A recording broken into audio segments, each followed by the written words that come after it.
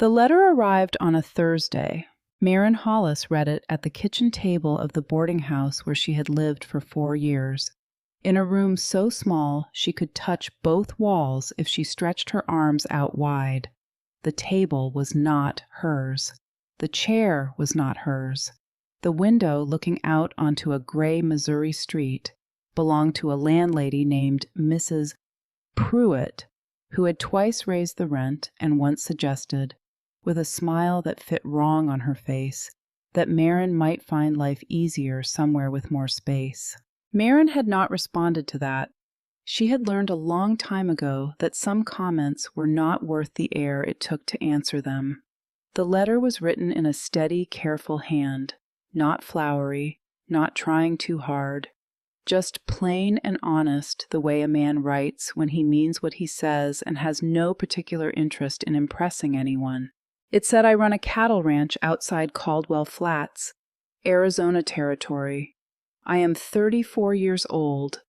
I am looking for a woman of good character and sound mind to be a partner in this life. I do not expect perfection. I expect honesty. If you are willing, write back." It was signed Caleb Dunn. She read it 3 times. Then she got up, found paper and ink, and sat back down. She wrote to him about her mother's recipes and the way she could stretch $1 until it hollered.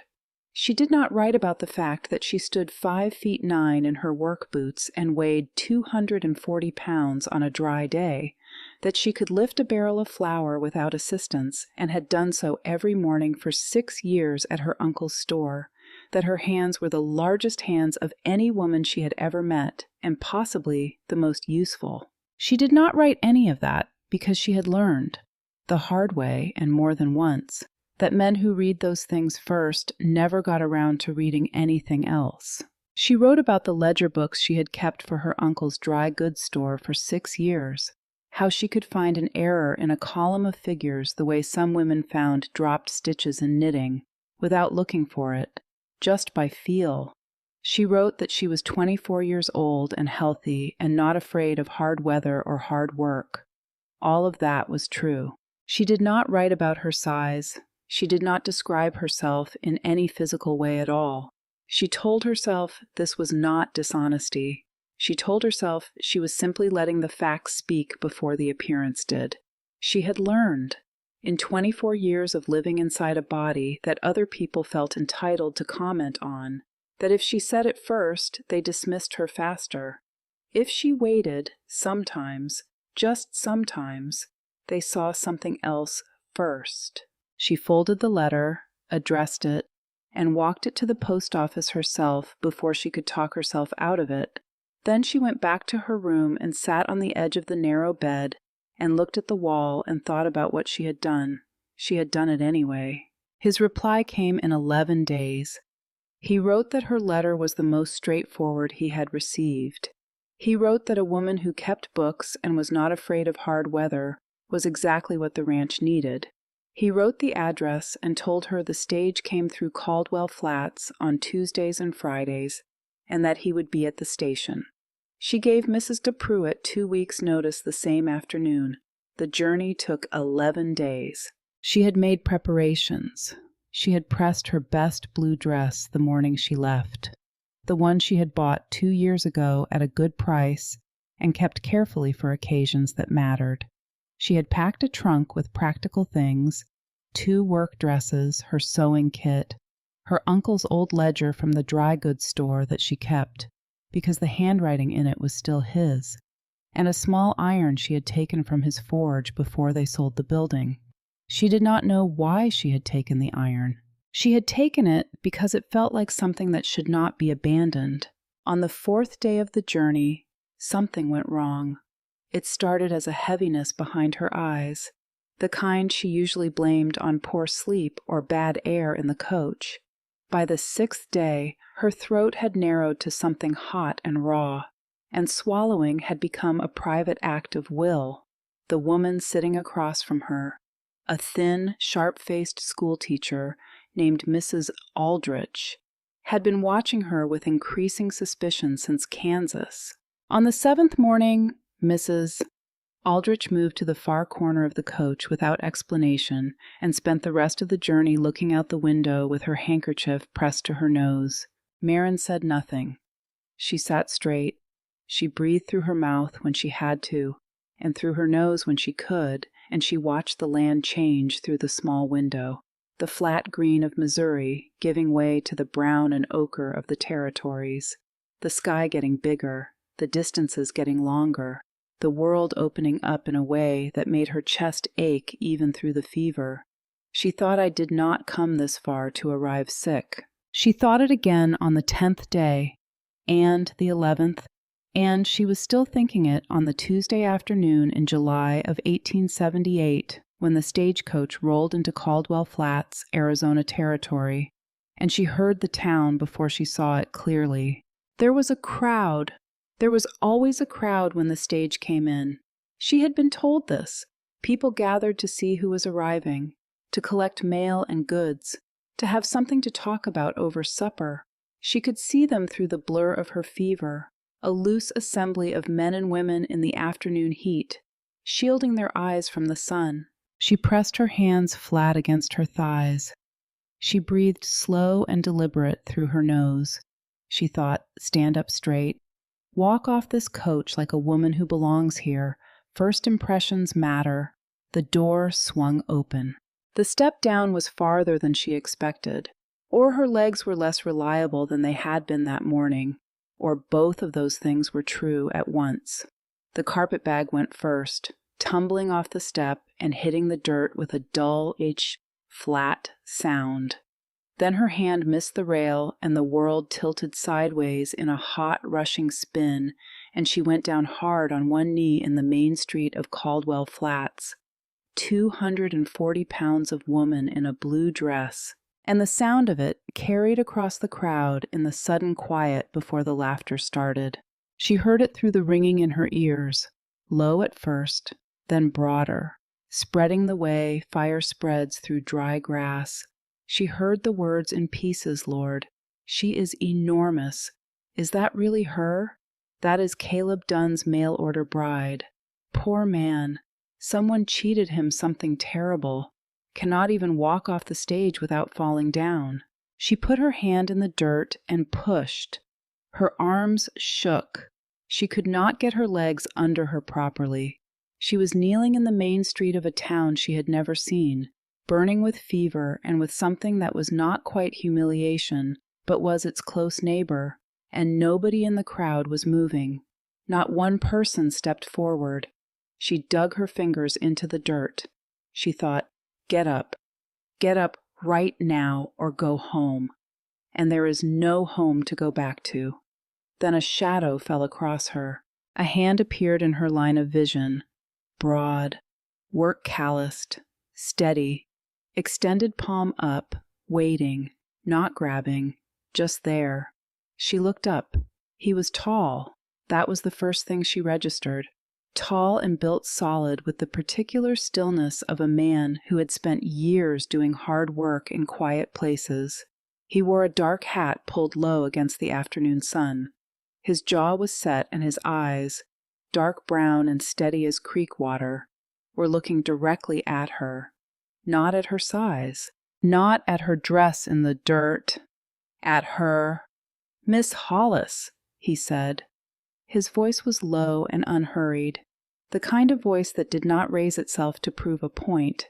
"You must be exhausted after a trip like that. Let me help you up." She stared at him. "I can manage," she said. Her voice came out wrong, too thin, too rough. "I do not doubt it," he said, "but you do not have to." He did not wait for her to argue.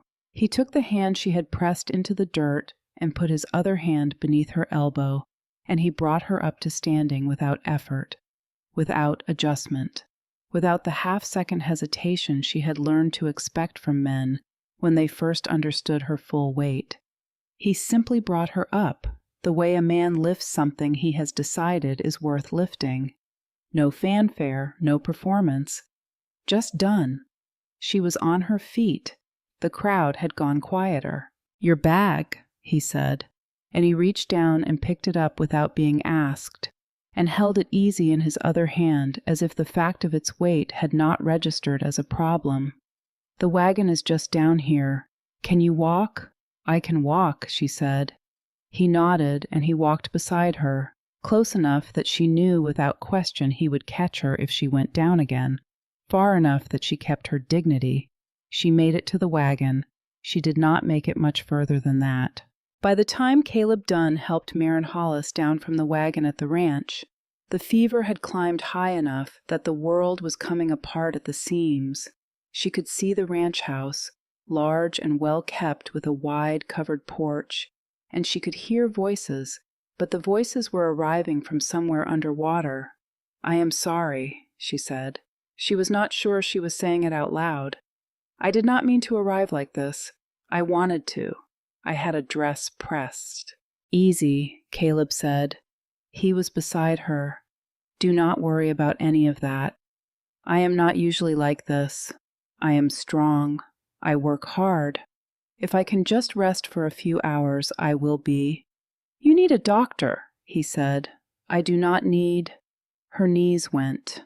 He caught her, both arms clean and certain, and he did not hesitate or shift his footing. She was not a small woman, and he carried her as if the fact of it had not registered as a problem, because to him it had not. The next thing she knew, she was being carried up the porch steps, while a woman's voice somewhere above her said, "Lord, have mercy. Caleb, what happened to her?" And he said, "Get the back bedroom ready, Oti, and send someone for Doc Fenn." She tried to say something. "Sleep," he said. "Everything else can wait." She slept. She woke in pieces. The first time a ceiling whitewashed and plain, a window with late light coming through it, a cloth on her forehead, cool and damp. The second time voices outside the door, careful and low.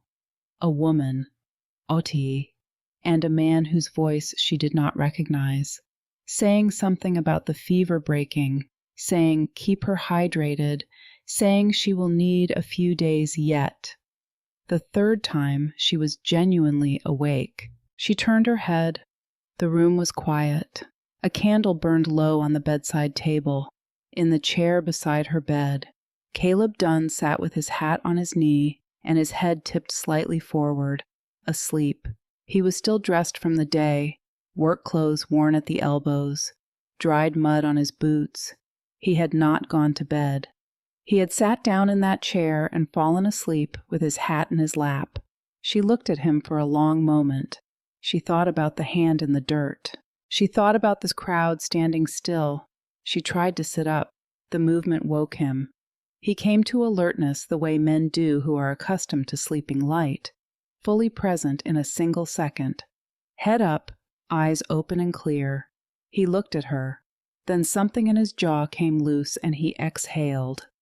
"There she is," he said quietly. 2 days, he said.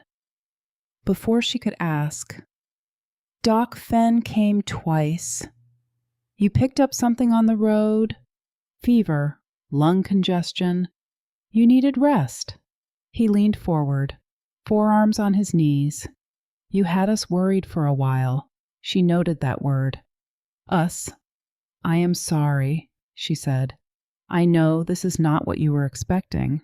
He looked at her steadily. "What were you expecting me to be expecting?" She did not know how to answer that. She looked down at the quilt on her lap, plain and well made. Someone had taken care with it. She said, "I should have told you in the letters, about the way I look, about how I am built. I should have told you, and I did not. And that was not fair to you." Silence. "Maren," he said. He said it like he was getting used to the weight of it. "Do you know what I was doing when that stage pulled in?" She shook her head.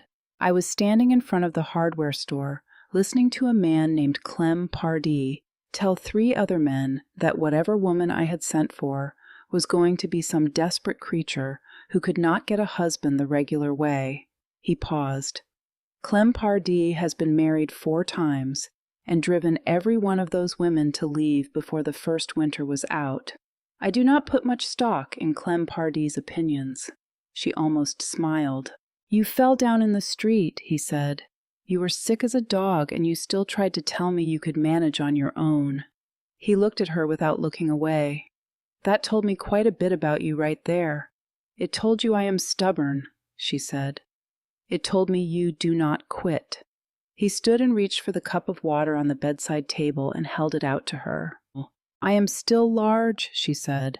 The word came out flat and plain. She had learned long ago that if she said it first, it had less power. 240 pounds on a good day.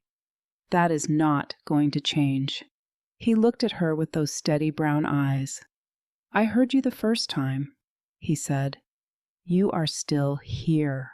She learned the shape of the ranch in the days that followed, slowly, from a short radius. Doc Fenn had been clear about rest. Marin had argued. Doc Fenn, a small, dry man with a white beard and no patience for nonsense, had said you want to spend your first month in Arizona in a pine box, because that is what pushing yourself with lung fever gets you. Rest.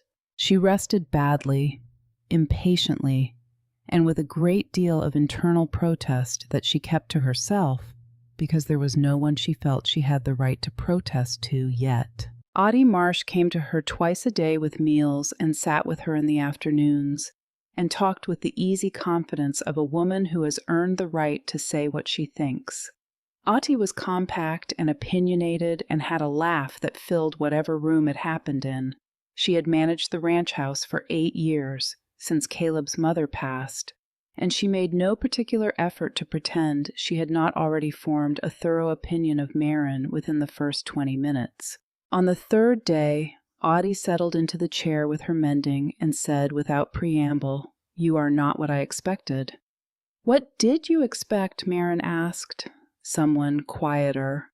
Audie said, Women who answer those advertisements, sometimes they are running from something bad and it makes them small, quiet in the wrong way. She looked up from her stitching. You are not small. No, Marin said. I am not. Audie laughed her room-filling laugh. I meant the other kind of small, though you are not that either. She waved a hand, cheerful and unbothered. You speak your mind. Caleb needs that. Lord knows I have been telling him my opinions for 8 years, but it is different coming from a wife. I am not his wife yet, Marin said. I am not certain I am going to be. Audie looked at her sharply. Why? Marin looked at the window. She could hear the distant sounds of the ranch, men calling to each other, horses moving, the ordinary sounds of a working day going on without her. I came here without telling him the full truth of what I look like. She said, I left out the thing that matters most to men, the thing that always seems to matter most. Audie set the mending down in her lap. Has Caleb Dunn given you one single reason, she said carefully, to believe he is that kind of man? Marin thought about the hand extended in the dust, palm up and steady. She thought about the hat in his lap and the mud still on his boots at 3 a.m. Not yet, she said. Not yet. Audie repeated. She picked the mending back up. You hold on to that. Then, after a moment, she said, There is something else you should know. About Lenora Vance. Marin waited. She has been in love with Caleb for 10 years, Audie said. She said it plainly, the way she said most things. Not the way a woman loves a man she knows. The way a woman loves an idea she has been tending a long time. Caleb knows. He has always known. He sent the advertisement without telling her. She paused her needle. That was his answer to her. Not a conversation, a decision. Marin sat with that. Then she did not come here to warn me, she said finally. She came to see if she had already lost. Audie was quiet for a moment. Then she set the mending down completely. That, she said, is the most clear-eyed thing I have heard anyone say in 8 years on this ranch. On the 5th day, sitting on the porch in the late afternoon, watching the light change over the hills, Marin heard the sound of a horse coming up the road. The rider appeared at the gate. Marin did not know her, but she knew the type immediately. The kind of woman who is always precisely aware of how she looks and has arranged herself to maximum advantage. Side saddle and perfectly dressed for the heat. Golden-haired beneath a carefully angled hat. The woman's eyes found Marin on the porch and stayed there with the particular steadiness of a person taking a full accounting. She dismounted with practiced grace and walked to the foot of the porch steps and looked up. "You must be the mail-order bride," she said. "I must be," Marin said pleasantly. "I am Lenora Vance. My father owns Caldwell Flats First Bank." She said it the way people say things they believe should carry weight in a room. "Caleb is not here," Marin said. "He is out with the cattle. I expect you know that." Something moved in Lenora's expression. Quick and brief, and then gone. "I came to see you," she said. "I heard what happened in town when you arrived." She paused, choosing her next words with visible care. "I simply wanted to say that this is not going to work. Caleb Dunn has standing in this county. The woman beside him needs to fit. She needs to represent him well. She needs to be someone who can stand beside him at a social occasion without making people uncomfortable." Marin looked at her for a moment. "Were you there?" she asked. "When I fell off that stage?" Lenora blinked. "Were you there?" Marin said again. 40 or 50 people standing around. Did you see it?" "Yes," Lenora said tightly. "And did you step forward?" Silence. "Did you move to help me?" Marin said. "Or did you stand there?" Lenora's jaw tightened. She said nothing. "Your father owns the bank," Marin said. "That tells me what you have." She stood up from the chair. She was taller than Lenora by several inches when she was standing, broader in every direction, and she did not diminish the fact of it. "It does not tell me one thing about what kind of person you are." Caleb stepped forward. "That told me what I needed to know about him. You standing there told me what I needed to know about you." She picked up her cup and went back inside without another word. She heard the hoofbeats leaving. She stood in the front room with her back against the wall and her heart hammering and her hands shaking. Not from fever this time, from the effort of holding herself together on that porch, when every part of her had wanted to fold. She had learned to do that a long time ago, to hold the shape even when the inside was shaking. Audie appeared in the kitchen doorway, drying her hands on her apron. "I heard," she said simply. Marin nodded. "You did well." "I was terrified."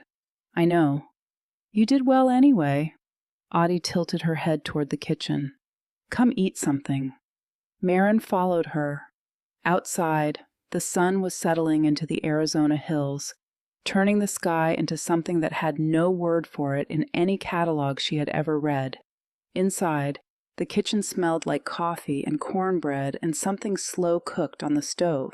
She sat down at the table and thought about Lenora's eyes moving over her with that deliberate accounting. She thought about the main street and the laughter and her hands in the dirt and the shadow that had fallen across her when no one else moved. She thought, "I did not come here to be loved. I came here to work. I came here to build something." Then, quieter, a thought she barely said even to herself, but maybe that is not quite all I came here for. The door opened, boots on the floor, the sound of a hat coming off a hook. "Something smells good," Caleb said. "Sit down," Audie told him. "You are late. Had a mare with a bad shoe." He appeared in the kitchen doorway, trail dusty and tired, and his eyes went to Marin first. Not to Audie, not to the stove, to her. "You are up," he said. "I have been up most of the day," she said. "Doc Fenn says the fever is gone." Something in his face settled, the way a thing settles when it has been held tense for a while and is finally allowed to let go. "Good," he said. "That is good." He sat down across from her. Audie put food on the table and they ate together in the ordinary quiet of an evening at the end of a working day, Outside the window, the last light left the sky. Somewhere on the ranch, a dog barked once and went quiet. She did not tell him about Lenora that night. She had decided it was not her place to stir trouble between a man and a woman who had known each other for years. But the next morning, Caleb came in for breakfast with a question already forming behind his eyes. And he said, "Audie tells me you had a visitor yesterday." Maren set down her coffee cup. "Lenora Vance came by," she said. She kept her voice level. "She said this was not going to work. She said you have standing in this county, and the woman beside you needs to represent you well at social occasions." She paused. She did not say the rest of it out loud. She did not need to. Caleb was quiet for a moment. He turned his coffee cup in his hands, slow and deliberate. Then he looked up, and she could see something working behind his eyes that she did not yet have a name for. "How long have you known her?" she asked. "Since we were children," he said. "Her father and mine did business together." He set the cup down. "Lenora is not a bad person, Maren." "I did not say she was," Maren said. "She grew up knowing what she wanted. She is not accustomed to things going a different direction than she planned." He exhaled. "That is not an excuse. It is just the truth of it." "I understand what I am dealing with," Maren said. "Not unkind, just clear. I grew up large in a small town in Missouri. I have understood what I am dealing with since I was about 7 years old." She met his eyes. "I do not need you to explain her to me. I need you to be honest with me. Did you have an understanding with her before you sent the advertisement?" The question sat between them on the table. "No," he said. "No understanding. She wanted one. I did not." He exhaled. "I sent the advertisement because I am 34 years old, and I have a ranch that runs better with 2 people than 1, and I was tired of eating supper alone. That is the honest truth of it. That is a practical reason." She said, "I am a practical man." She wrapped both hands around her cup.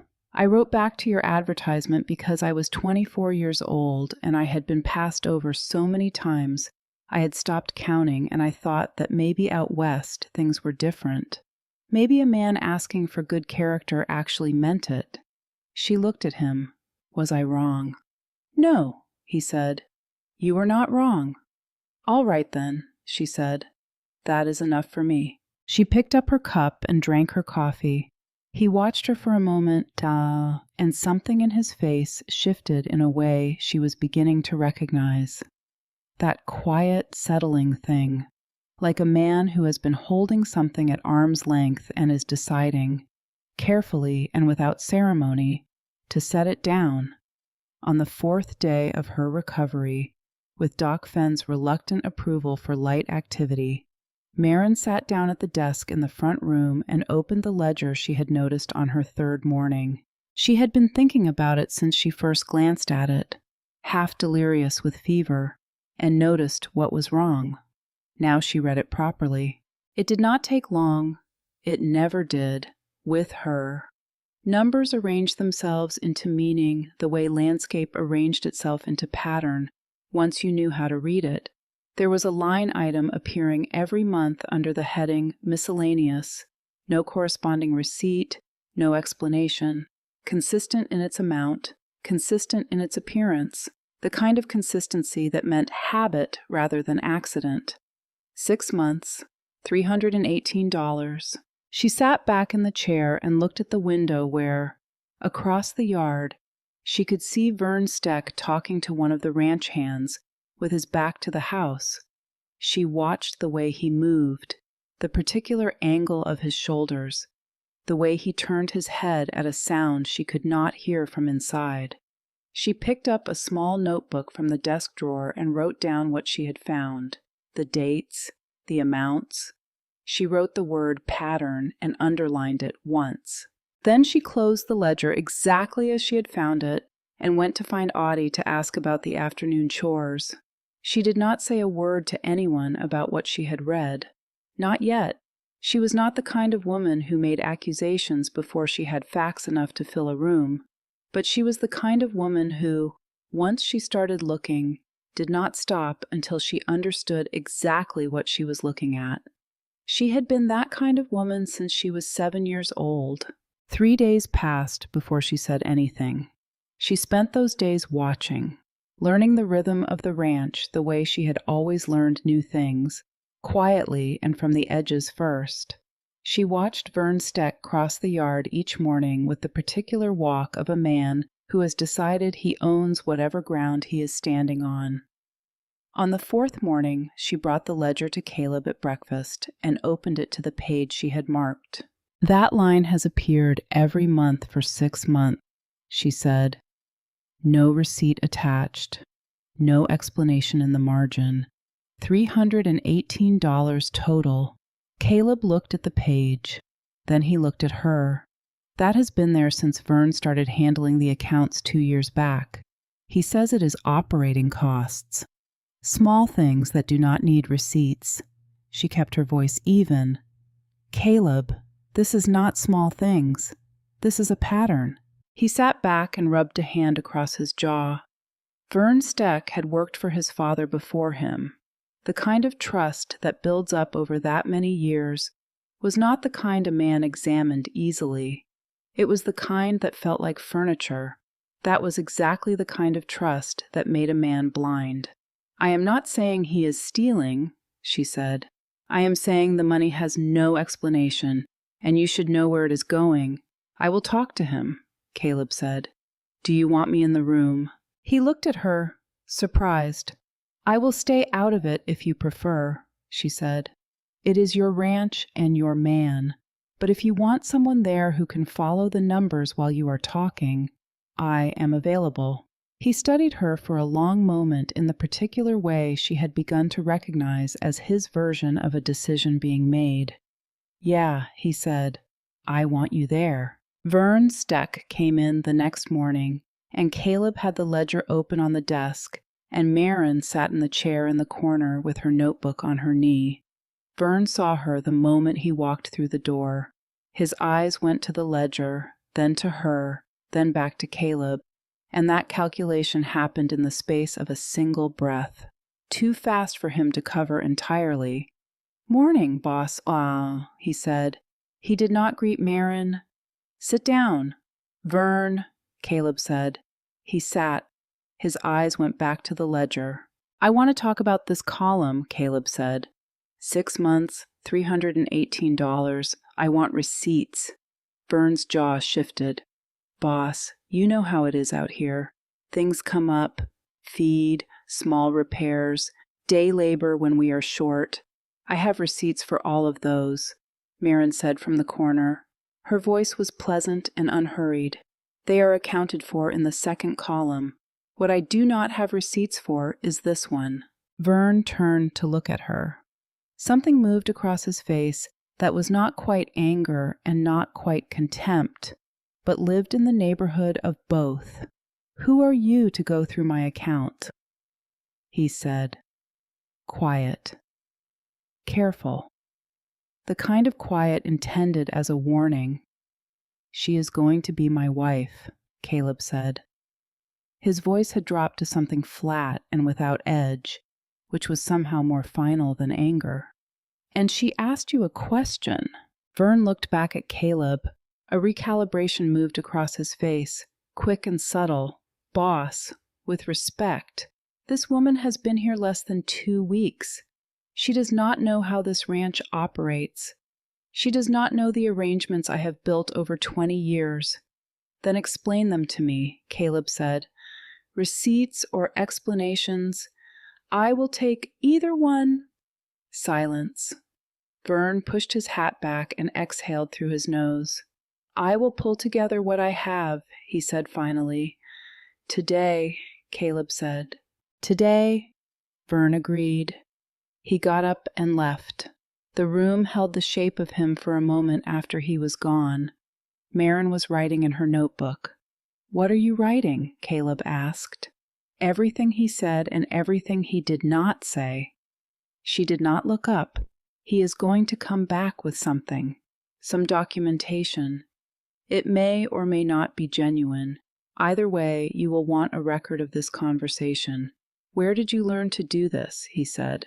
My uncle ran a dry goods store in Missouri for 30 years. She said, he let people talk themselves into corners and then he waited.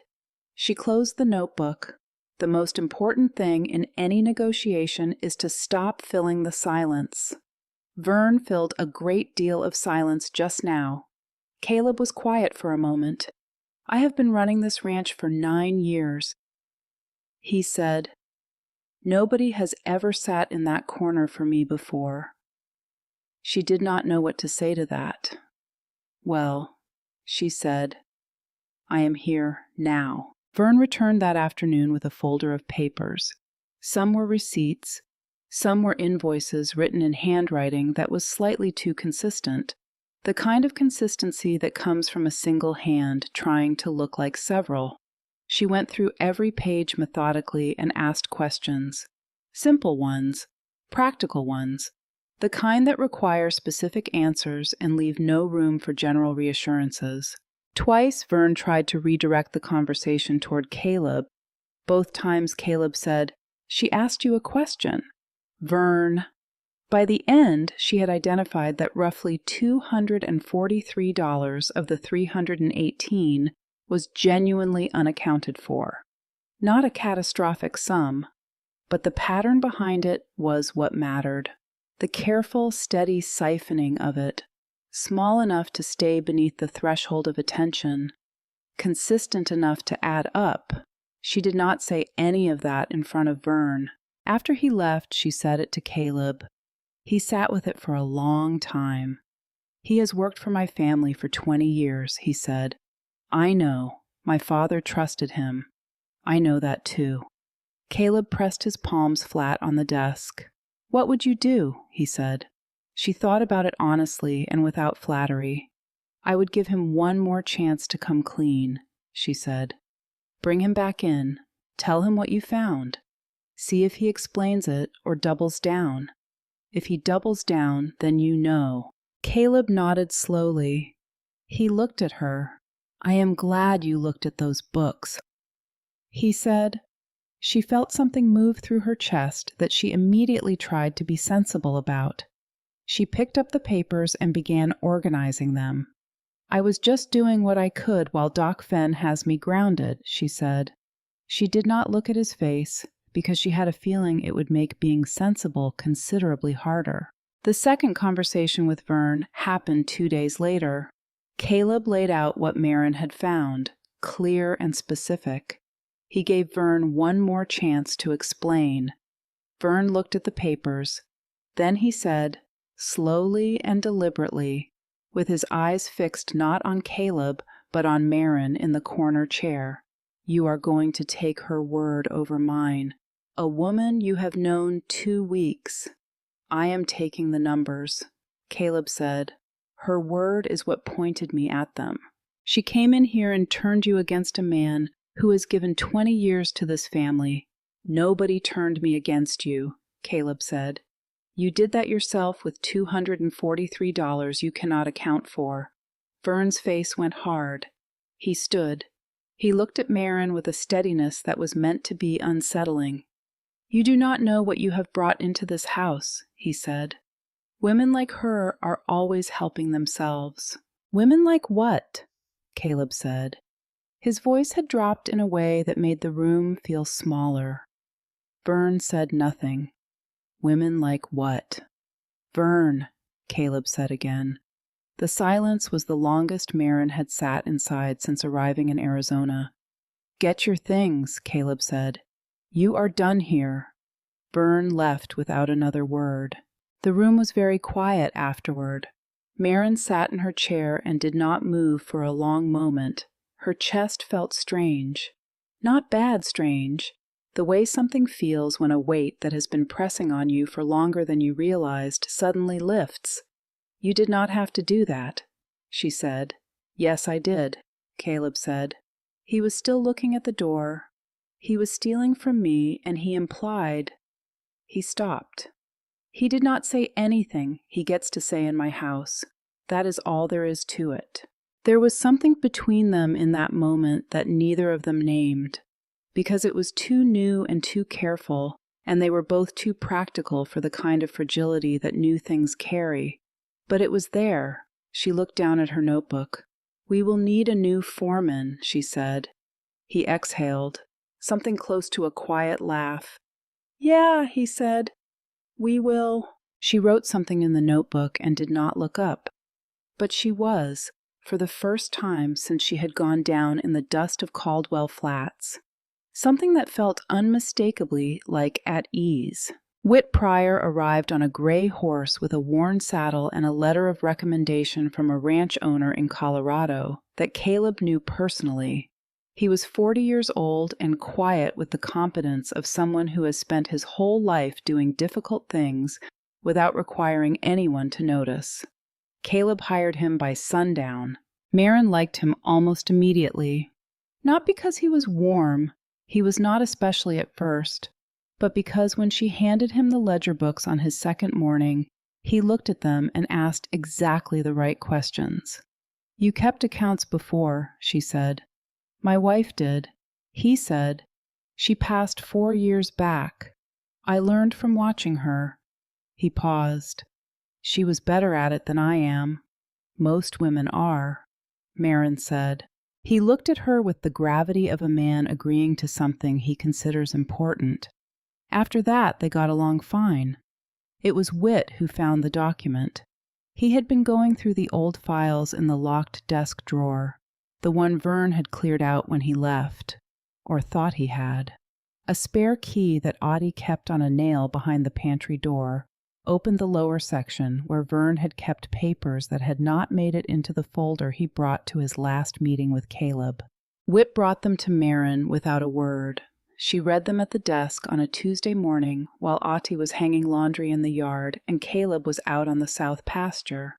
She read them once quickly and then again slowly, and when she finished the second reading, she sat very still with her hands flat on the surface of the desk.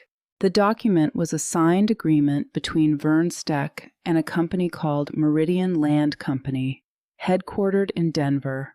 If the Dunn Ranch failed to satisfy a debt of $1,200, a debt constructed from a promissory note bearing Caleb's forged signature, within 90 days of the notice date, Meridian Land Company would exercise its right to purchase the eastern parcels of the Dunn property at $3 per acre.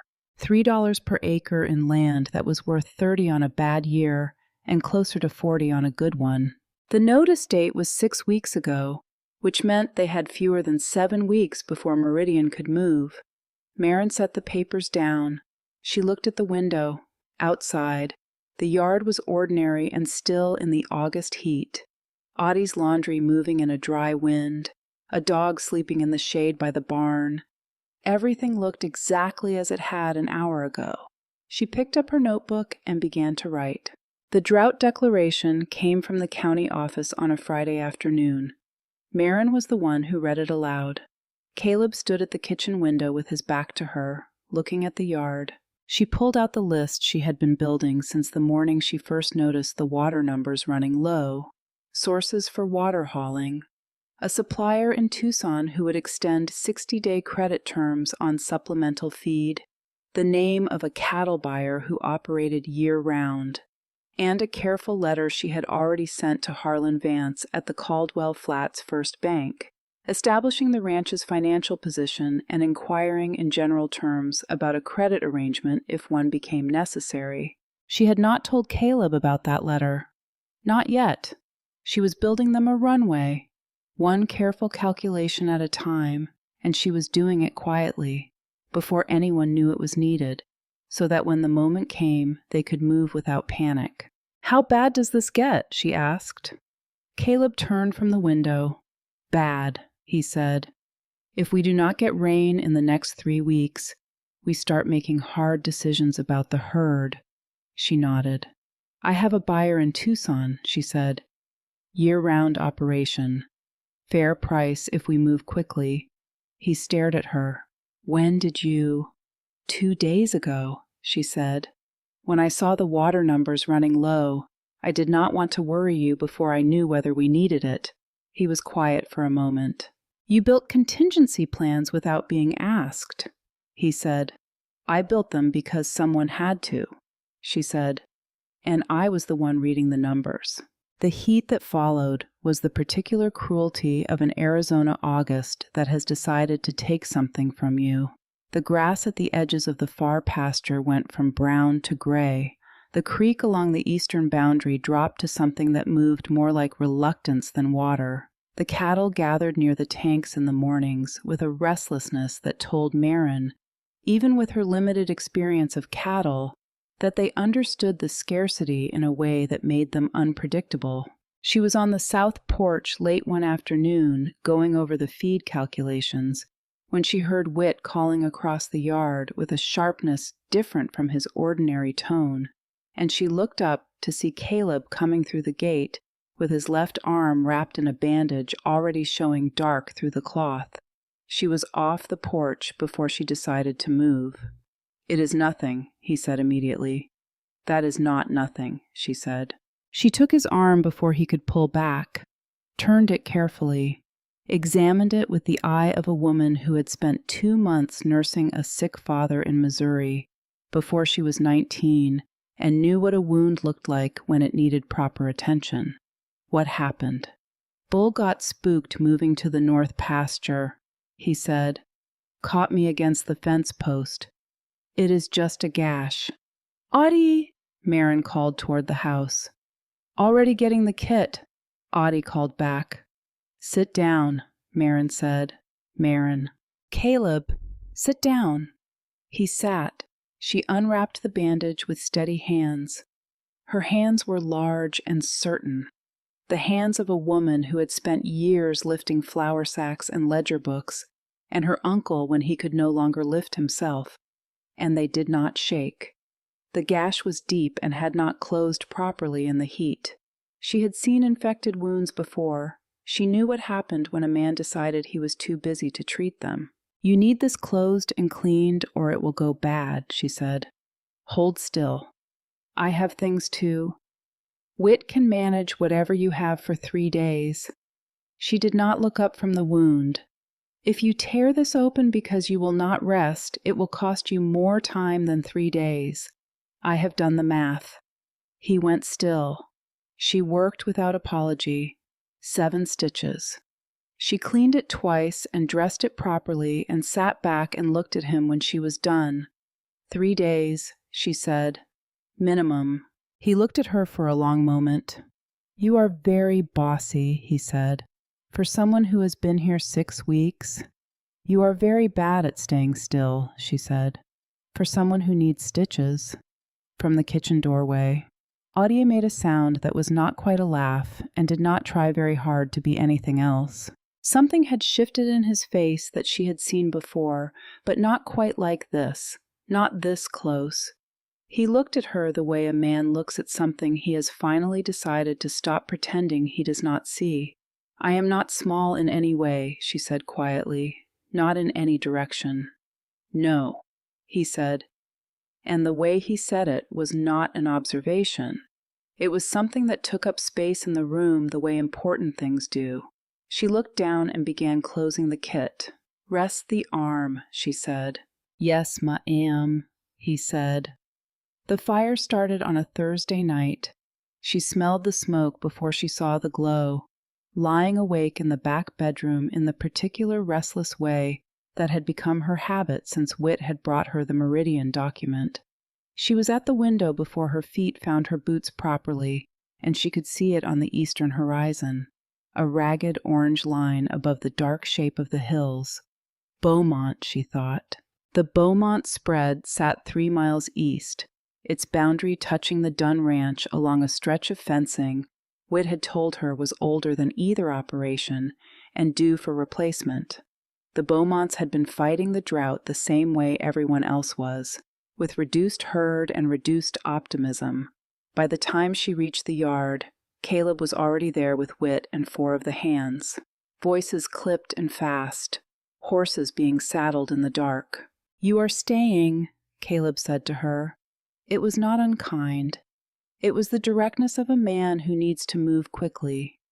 "I know," she said. She handed him the canteen she had already filled.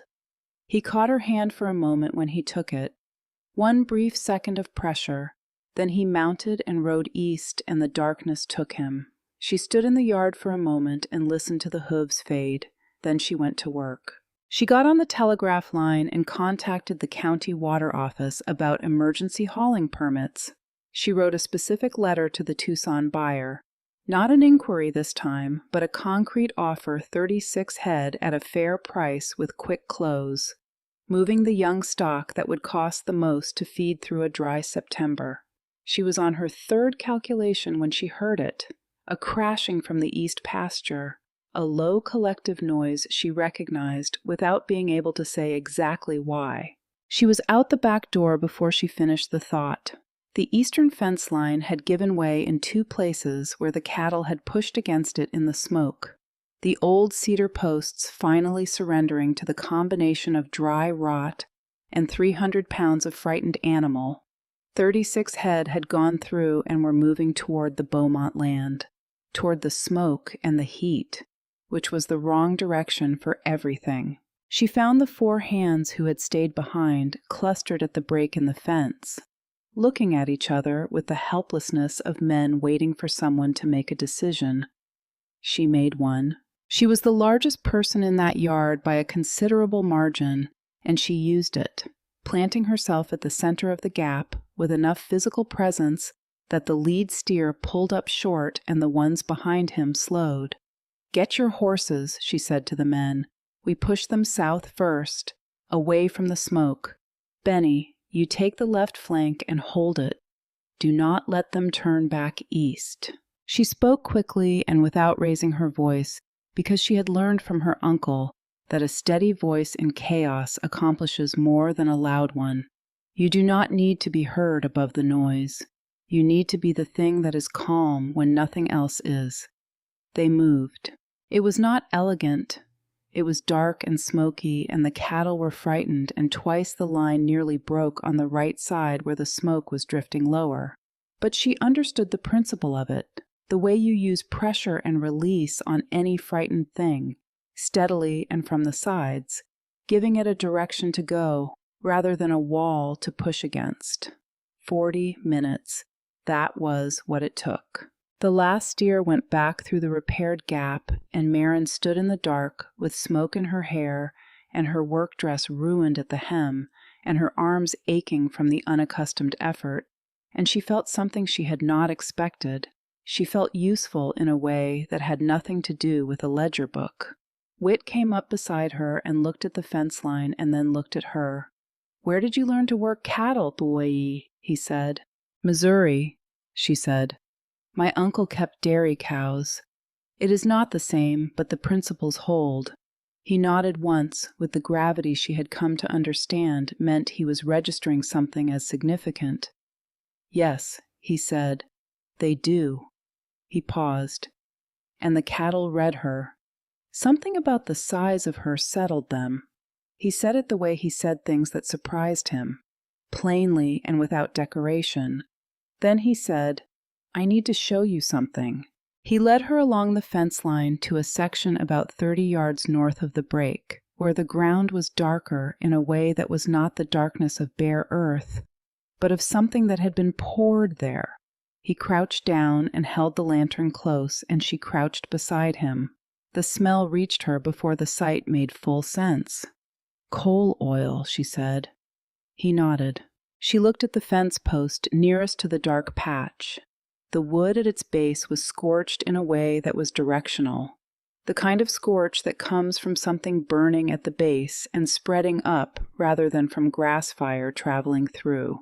"Someone set this," she said. He nodded again. She stood and looked east toward the orange glow of the Beaumont fire.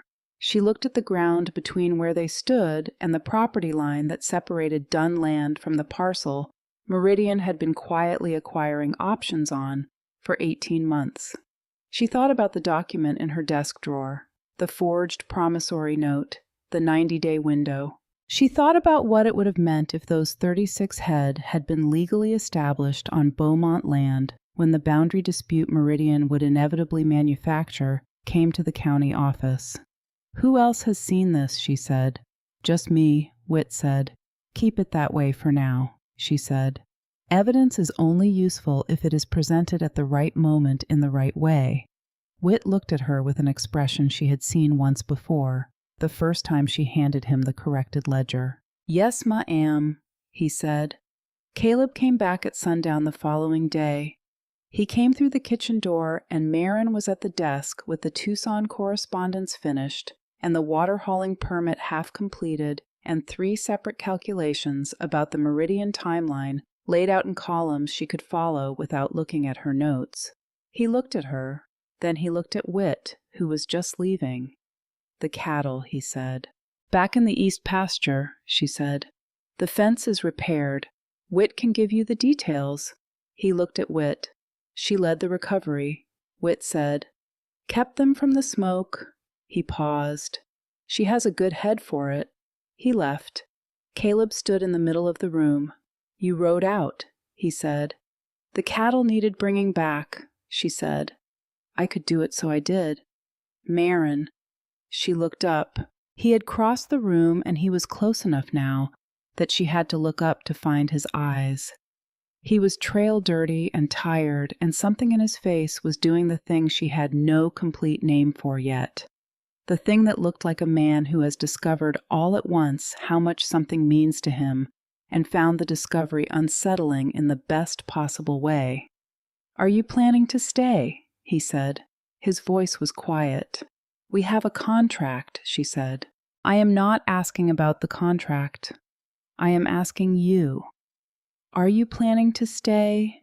Because I am not a man who can do this halfway." She held his gaze. She thought about a boarding house room where she could touch both walls. She thought about every man who had looked at her and decided in 30 seconds what she was worth. She thought about a hand extended in the dust, palm up, calm and without theater. "I am planning to stay," she said. Something moved through his face that she did not have language for yet. "Good," he said. "That is good." He stepped back and found his practical footing the way he always did. "The Tucson letter," she said. "I made an offer on the cattle. If they accept, we reduce the pressure on the water supply and keep the breeding stock for spring." He nodded. "And there is something else," she said. She pulled the Meridian document from the desk drawer and laid it flat in front of him. "Whit found this in Vern's papers," she said. She gave him a moment to read. Then she told him about the coal oil and the fence post and the directional scorch pattern and what it meant in the context of the document he was holding. Caleb read it twice. She watched his face change. "They set the fire," he said. "To move the cattle," she said. "To establish a boundary dispute they could take to the county office. Combined with the forged promissory note, they could have had legal grounds to force a sale and a trespass claim in the same filing. Vern was not just skimming from the accounts. He was their man inside. Everything he did here for the last 2 years was preparation. The room was very quiet. "How long have you had this?" he said. 11 days, she said. "Why did you wait?" "Because I needed to understand it fully before I told you. And because I needed to know what Meridian's next move would be before we showed them we had found it." She met his eyes. "Evidence is only useful if you present it at the right moment. Presented too early, they simply adjust. Presented at the right moment, there is nowhere left to go." He looked at her for a long time. "I think you might be the most capable person I have ever sat across a table from," he said. The heat rose in her face and she turned back to the desk. "Somebody has to be," she said. "Go wash up." Audie held supper. He went. She sat at the desk with both hands flat on the surface and breathed. Outside, the smoke from the Beaumont fire had thinned to a haze and the stars were coming out one at a time over the Arizona hills, and the creek that had been running low was still running, which was not nothing. which was something worth noting, which she wrote in her notebook before she closed it for the night. She did not sleep well that night, not from worry, exactly, but from the things that existed between the numbers, the human variables that no ledger column could fully account for. She got up before dawn and made coffee and sat at the desk and worked until the sky outside the window changed color. By the time Audie came down, Maren had 3 pages of notes and a plan she was reasonably confident in. By the time Caleb came in from the morning check, she had decided how to present it. She told him about the 3 loans. She had heard it 2 days earlier in town, information that had moved through Morrison's general store the way serious news always moved in small places, sideways and fast. Harlan Vance had called in 3 loans simultaneously: the Beaumont spread, the Morrison Creek operation, the Elk Ridge Ranch, all 3 drought-stressed. All 3 sharing boundaries with Land Meridian had been quietly positioning itself to acquire. If Meridian purchased all 3 parcels, the Dunn Ranch would be surrounded on 3 sides, and the 4th side backed against a limestone ridge with one reliable water source. A source that ran through the eastern parcel Meridian was trying to force through the forged note. She laid this out for Caleb without drama. She drew the property lines on the back of an envelope and showed him the geometry of it. He looked at the drawing for a long time. "Harlan knows this," he said. It was not a question. "Harlan is a banker," she said. "He makes decisions based on what the numbers tell him. What I do not know yet is whether he is doing this because Meridian pressured him or because the loans genuinely justified calling. Either way, the result is the same," Caleb said. "Either way, the result is the same," she agreed, "which is why we need to see him before the Beaumont land goes to auction. If we can make an offer on the Beaumont parcel directly, a private sale negotiated with Harlan's cooperation before Meridian can bid, we expand our eastern boundary, we block Meridian's continuous range, and we give the Beaumont family something better than a foreclosure record. We do not have that capital available," he said. "We have the credit line I established with the Vance Bank," she said. "We have barely touched it. With the Wilson transaction clearing this week and the reserve fund I built into the operating budget, our balance sheet is considerably stronger than it was when the drought started." She paused. "It is tight. It is not impossible. I have run the numbers 4 times. He looked up from the envelope. 4 times, he said. "I wanted to be certain before I brought it to you." "All right," he said. "We go see Harlan tomorrow morning." She was already reaching for her coat. "We go this afternoon," she said. "Meridian will not wait for our schedule." But before she could reach the door, she heard it. The sound of voices from the direction of Morrison's general store drifting across the main street. And one of those voices, carrying with the particular clarity of a woman who has been told she is projecting and has decided that is not her problem. She recognized Lenora Vance's voice the way she recognized most things that mattered. Immediately and without doubt, she stopped walking. Caleb looked at her. "One moment," she said. She crossed the street and pushed through the door of Morrison's and found Lenora standing near the bolts of fabric with 2 women Maren recognized from her first week in town, the tight-mouthed one from the fabric counter and her companion, talking in the comfortable semi-private way of women who do not expect to be overheard. Maren had heard her name before she reached the door. She stood in the entrance and let the silence reach them on its own. Lenora turned. Something moved in her expression. Not guilt exactly, something more complicated. "You were saying," Maren said pleasantly. She took 1 step forward. The floorboards were solid under her full weight, and she did not minimize the fact of it. She stood the way she had learned to stand, fully, without apology, taking up exactly the space she occupied. Something about a woman beside Caleb Dunn making people uncomfortable. Lenora's chin went up. The tight-mouthed woman took a small step backward. "I have looked at Caleb Dunn's world." Marin said, "and what I see is a man with 200 acres of cattle ranch, a water shortage, a foreman who is stealing from him, and a drought putting half this county under financial strain." She kept her voice even, the same voice she used when reading a column of figures aloud. "In the past 8 weeks, I have fixed the books, found the theft, brought in a new foreman, negotiated a cattle sale, secured a line of credit, obtained a water hauling permit, and recovered 36 head from a fire zone in the dark." She paused. "Which part of that is not belonging?" The store was very quiet. Lenora said nothing. "I know what you mean," Marin said, and her voice dropped. "Not in volume, but in something else. The thing that lives underneath anger and hurt when they have been carried long enough. You mean I do not look right. You mean I do not fit the picture in your head of what Caleb Dunn's life should look like." She met Lenora's eyes. "I have spent my entire life understanding that.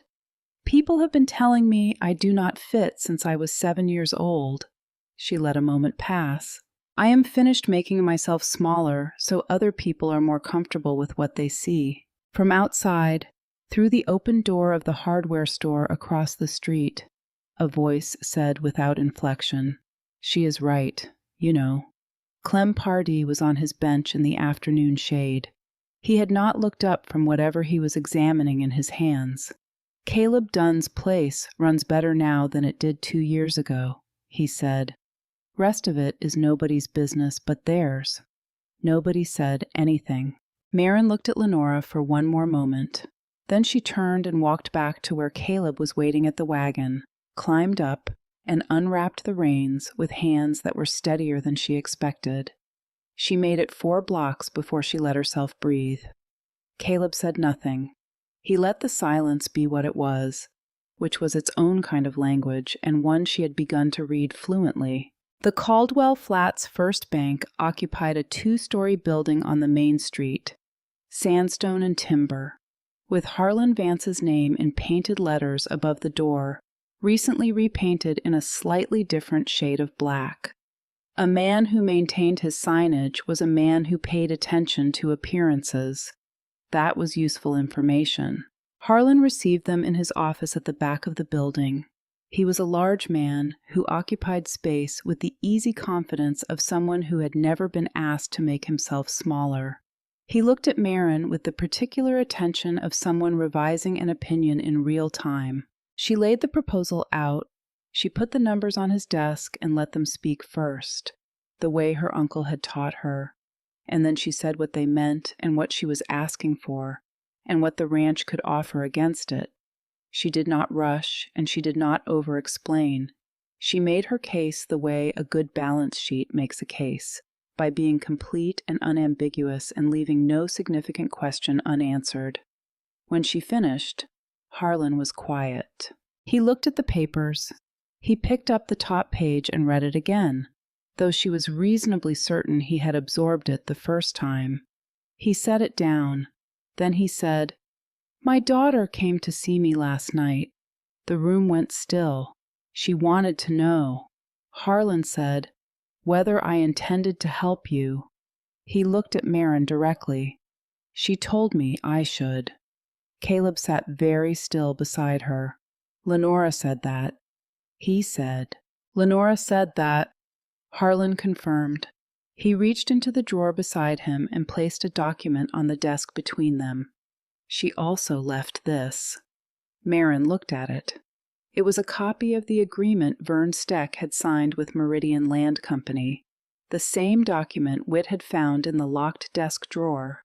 But this copy was cleaner, notarized, with a stamp she recognized as the Vance Bank's certification mark. "Vern brought this to me 4 months ago." Harlan said, "He wanted it notarized. I refused and kept a copy as a matter of record. Lenora found it in my files 3 weeks ago. She did not tell me she had found it. She left it on my desk last night without a word." Marin looked at the document. Then she looked at Harlan. She did not need to say anything. Marin said, "The document says it for her."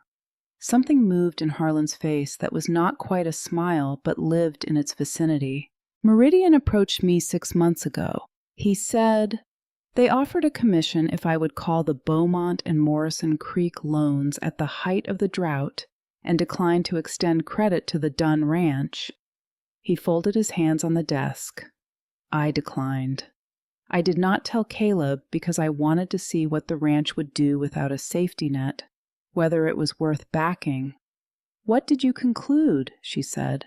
He looked at her steadily. I concluded, he said, that any woman who can find $243 in 6 months of bad bookkeeping, build a drought contingency plan before anyone knew a drought was coming, recover 36 head of cattle from a fire zone in the dark, and put a complete acquisition proposal on my desk within 24 hours of identifying a threat is a woman whose operation is worth considerable support.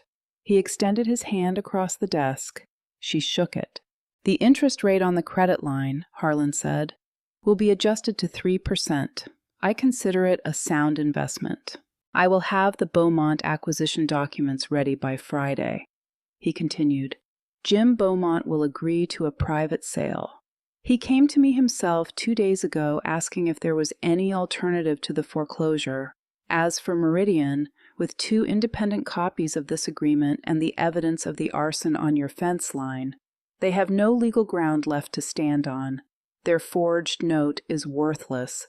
I would not expect to hear from them again in this territory. He stood. The meeting was concluded. In the hallway, Caleb stopped walking. She stopped beside him. Lenora, he said. She left that document on his desk without saying a word. Marin said, she did not have to do that. He was quiet. She loves you, Marin said. She has for a long time. That is real, and she chose to help us anyway. She paused. That is not a small thing. You are more generous than she was to you. He said, I can afford to be. Marin said, I am the one who won. He looked at her for one long beat, and then he laughed. The full, unguarded laugh she had heard from him only once before, and it filled the narrow hallway of the Caldwell Flats First Bank, and it did something permanent to a place in her chest that had been waiting, without knowing it was waiting, for exactly that sound.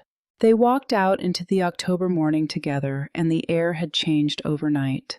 The first genuine coolness of fall making its way down from the high country, and the light on the main street of Caldwell Flats had the particular quality of a season turning.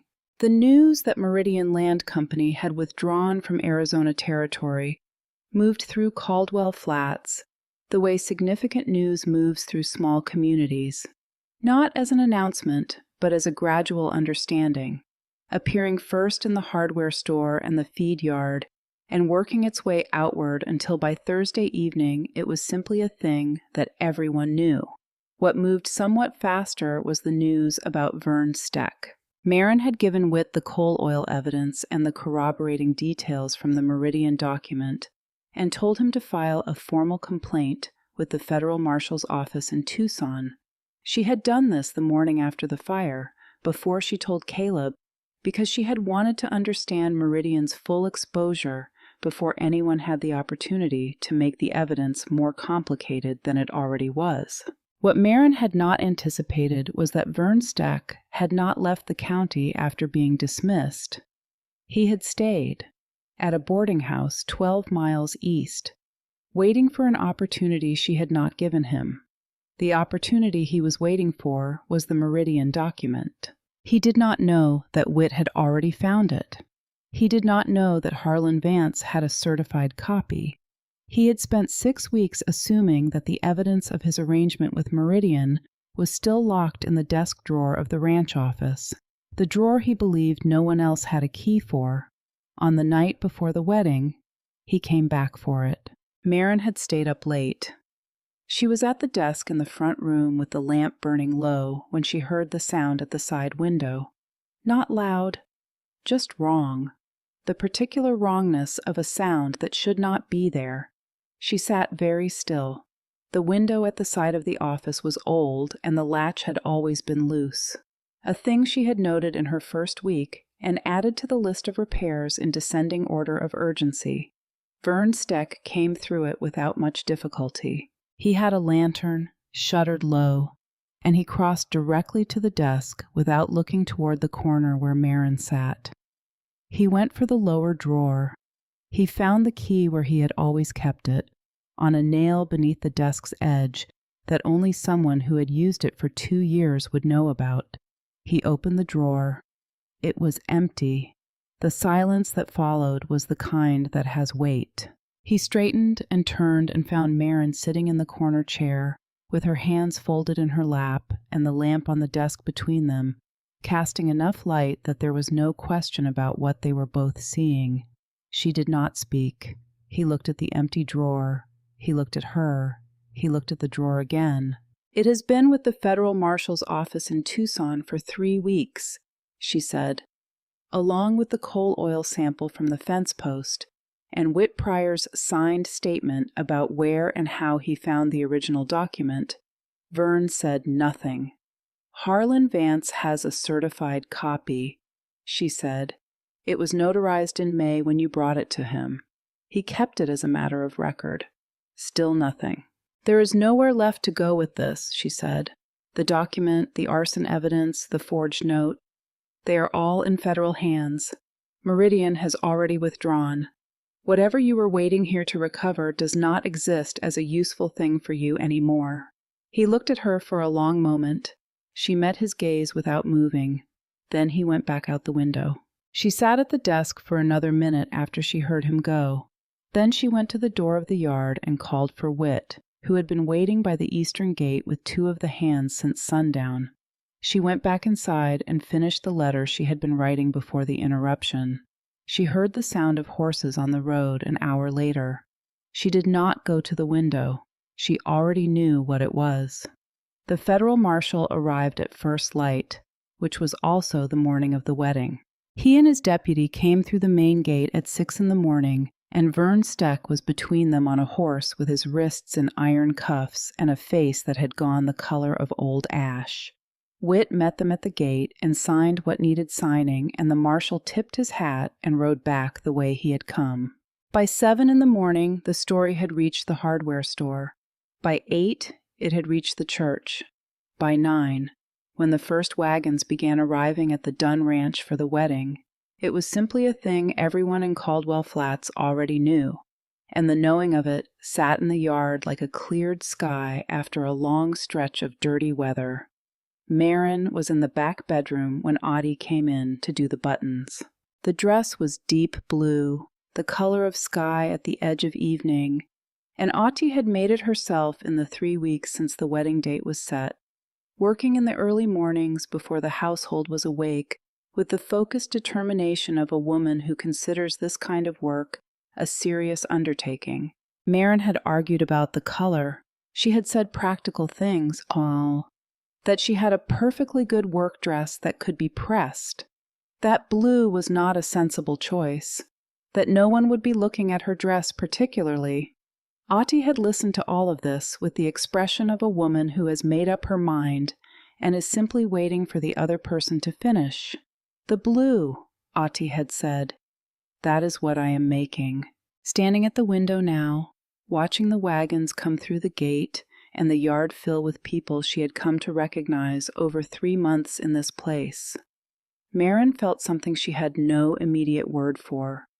It took her a moment to identify it, because she had not felt it often enough in her life to have quick access to it. It was belonging, not the provisional kind, not the kind that came with conditions and could be revoked at any time, the kind that does not require demonstration, the kind that simply is. "Audie," she said. "Do not cry," Audie said, still working on the last button. "I spent 40 minutes on that hair."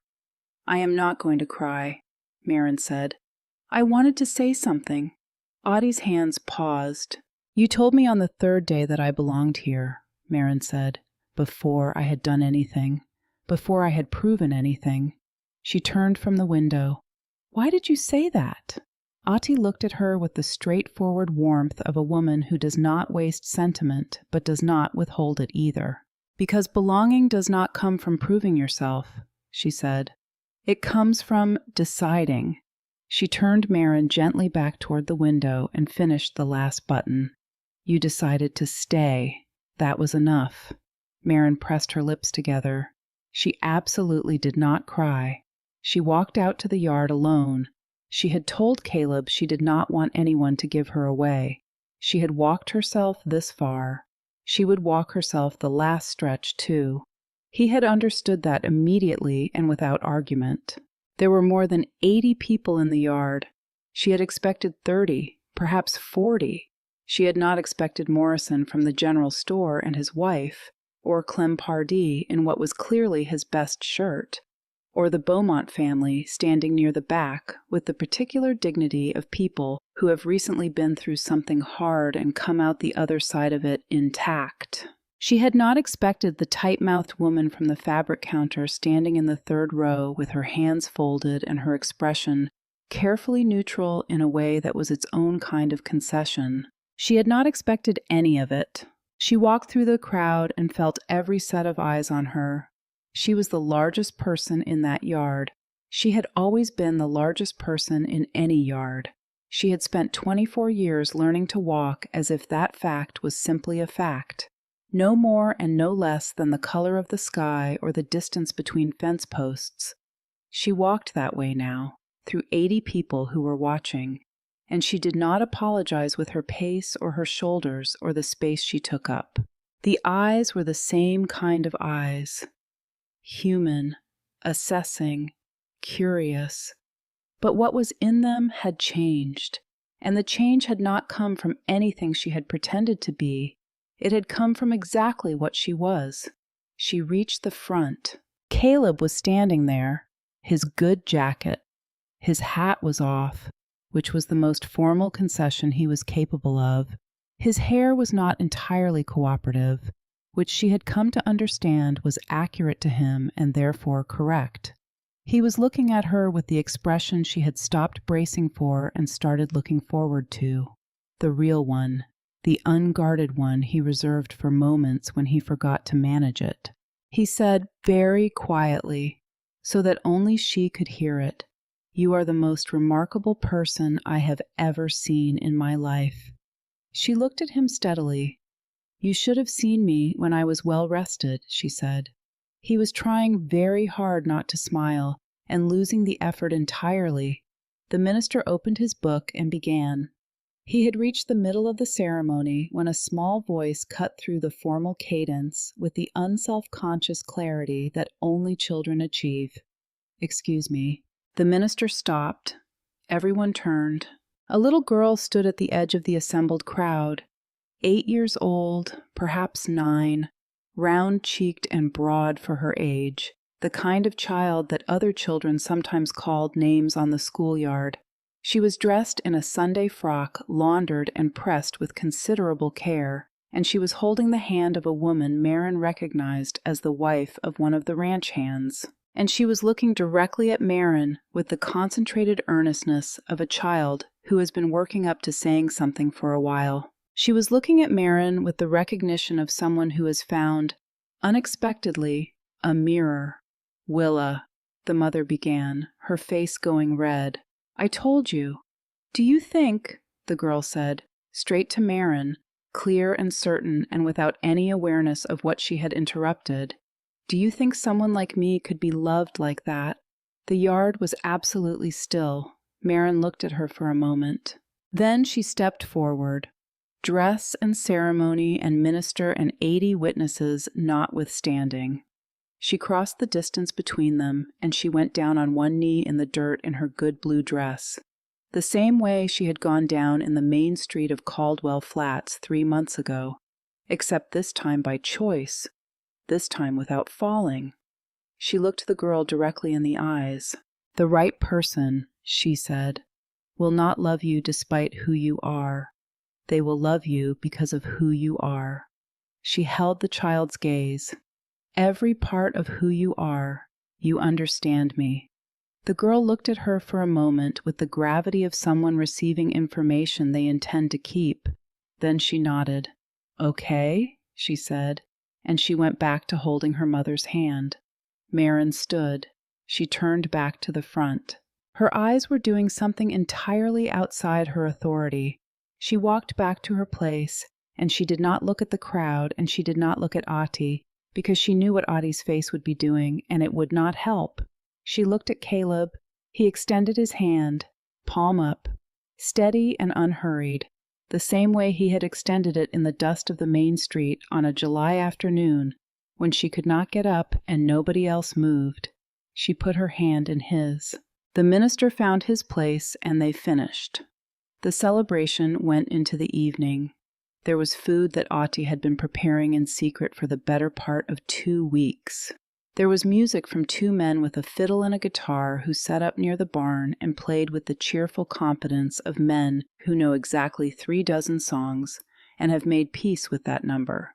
There was the particular warmth of a crowd that has decided collectively to be happy about something. Clem Party ate an amount that impressed even Ati and told anyone within range that he had predicted from the start how this would go. The Beaumont family stayed until after dark. Harlan Vance came late, remained an hour, shook Maren's hand on arrival and again on departure, and said to her quietly on his way out that the Beaumont paperwork would be ready Monday morning, and he expected her at the office at 9. She said she would be there. He nodded and left without making a speech, which she appreciated more than she could easily express. Lenora did not come. Maren thought about her once during the evening, a brief and unhurried thought. Standing at the edge of the porch with a cup of coffee while the music and voices of the yard carried on behind her, she thought about a woman who had held a document for 3 weeks without knowing what to do with it, and then one night had simply placed it on her father's desk and walked away. She thought about what that decision had cost and what it had taken to make it. She did not feel triumph about Lenora. She felt something quieter than that. Some things resolved cleanly. Some things resolved slowly and carried their complexity forward into the future, where it would have to be worked out over years. Both kinds were real. Both kinds mattered. Later, when the crowd had thinned and the music had settled into something slower, and the yard held only a handful of people finishing the evening in small conversations, Caleb came to stand beside her at the porch railing. He had taken the jacket off an hour ago, sleeves rolled up, hat back on, because he was always more himself with the hat. He stood close enough that their shoulders touched, which had become, in 3 months, a thing that required no negotiation between them. "You went down on your knee in your good dress," he said. "It will clean," she said. Ati is going to have something to say about that. Ati is going to say she would have done the same thing, Maren said, which she would have. He was quiet for a moment. The first genuinely cool night of October had arrived, and the air had the particular clarity that comes after a long season of heat finally releases its hold. "That little girl," he said. "Willa." "Yes. That happened to you," he said. "When you were small, you did not have anyone to look at and think, if she made it, maybe I can—" "No," she said. "I did not." He was quiet again. Not an uncomfortable quiet, the kind that has enough room in it for the thing that needs to be said to find its way out without being rushed. "You are going to be that for more people than Willa before this is all done," he said. "You cannot know that." "I know you," he said. "That is close enough." She looked at him. He looked back. The ranch was quiet around them, and the stars were out over the Arizona hills in the abundance that only comes when the air is clean and the land is settled, and there is nothing between you and the sky that needs burning off. "The Beaumont land closes Monday," she said. "I heard you tell Harlan," he said. "Once that closes, Meridian cannot build their continuous range. The eastern pasture expansion will let us run 40 more head by spring And with the new supply contracts, the margin on those should— Marin, he said. She stopped. He was looking at her with that contained, warm thing that appeared when he was genuinely amused and had stopped trying to conceal it. "It is our wedding night," he said. She held his gaze for a moment. "The eastern boundary expansion is strategically significant," she said. "I know it is," he said, with the patience of a man who has accepted certain things about the person he has married and finds them, on balance, entirely worth accepting. "The numbers will be there tomorrow. I promise you they will keep until morning." She looked at him for another moment. Then she said, "All right."